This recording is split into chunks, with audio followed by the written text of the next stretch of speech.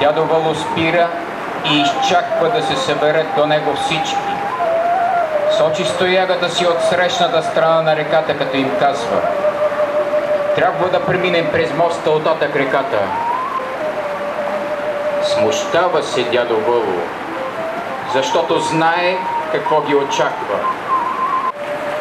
Тръгват по моста така: дядо Въло, Бенковски, отец Кирил, Стефо Радойч, Гълдоматинеца и последен Захари.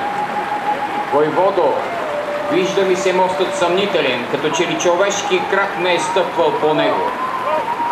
Захари, не мисли, че се намираме на моста на Марица в Пловдив, а тук в Тетевенския Балкан, където рядко стъпва човешки крак.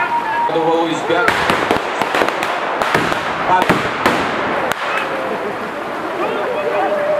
Квазълб е Квазълб.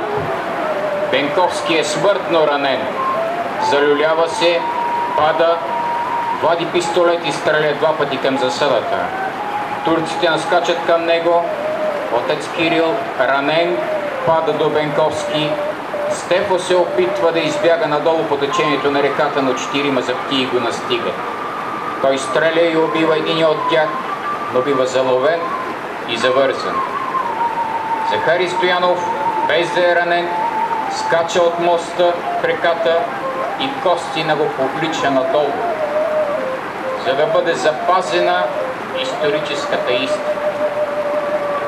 Беджилиус Гяр отрязва главата на Бенковски, измива я в извора и в козинява торба е отнесена в София. Подлото предателство на алчния за пари Нео Николов Просненина и слабохарактерния и страхлив Въло Стоилов Мечката отнеха живота на Георги Бенковски.